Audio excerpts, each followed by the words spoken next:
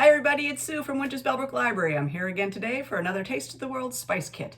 It's March, and you can't get through March without St. Patrick's Day. So today we're going to be talking about thyme and an Irish stew. Now, okay, so stew is part of every culture. You could probably find a stew literally all over the world. Some are spicy, some are not. We're going to be talking about an Irish stew today. And what is different about an Irish stew is the use of lamb instead of beef. I checked the prices at the store, and let me tell you, I wasn't thrilled with the prices this month, this time with the lamb, so I went with a beef, which is fine because I prefer beef. I make lamb very, very infrequently anyway, so I'm going to go with the beef stew today, and it'll be just fine. The other thing that you might notice about an Irish stew is some people will put in some Guinness beer to deglaze the pan. So my theory on this one is I'm willing to bet you my grandmother in Ireland was not pouring beer into her stew. So I'm gonna cry foul on that one and say that maybe in a pub setting you might find a Guinness stew, but in a traditional home, I'm not thinking that there's going to be Guinness in the stew. I'm going to use wine to deglaze my pan. I've been making stew forever, so I'm just going to go with what I know best. And if you want to try it with Guinness, go right ahead. Just add a tablespoon of tomato paste to thicken it up, and you can serve it right over mashed potatoes if you want. All right, so thyme. Why thyme? Well, thyme is part of the same family as mint, and mint goes great with lamb. So Irish people really like their lamb in their stew, so thyme works great on this instance. Are you ready? Let's go.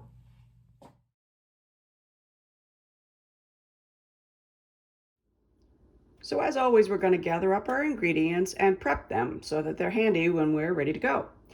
First thing I did was I cut my meat up into bite-sized chunks and I seasoned with salt and pepper before I prepped everything else. And that gives the beef a little bit of time to absorb that salt and pepper. Now I'm using beef today.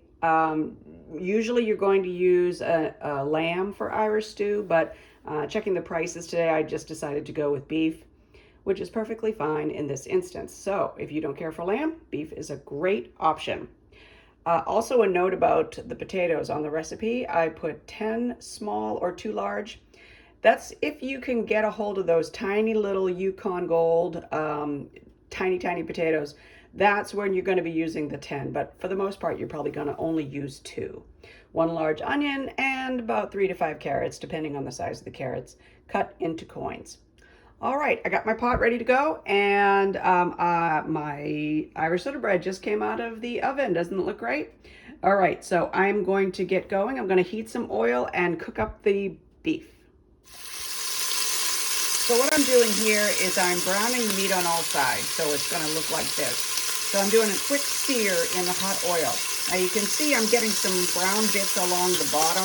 That's what we're going for. So don't worry if they stick or if a little of the meat gets left behind on the bottom of the pan. We just want, at this point, to get the meat browned on all sides before we put in the vegetables in the same oil.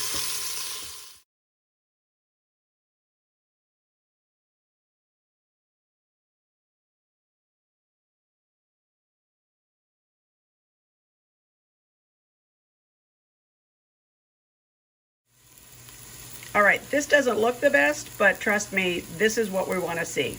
I'm now going to deglaze the pan, and that means I'm going to add a liquid that's going to break up the bits of beef that we had stuck to the bottom there. And I'm going to use wine. And then if you'd like to use Guinness, a cup of Guinness, that's fine too. I can't do this with one hand, but what I'm going to do now is I'm going to break up all of those bits down at the bottom, and that's going to add a lot of flavor to the pan.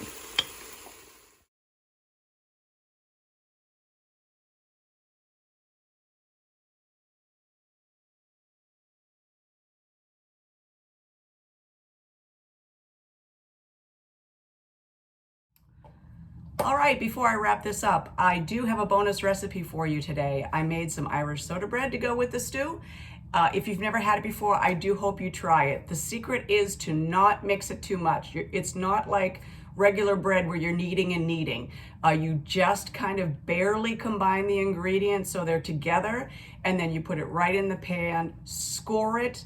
You're going to score it with a deep X to make sure the fairies get out, and you can mix any fruit you'd like into it or have it plain. It's really versatile, but it goes wonderful with stew. So with that in mind, let's get going on that, and I hope you enjoyed this video, and I'll see you next time.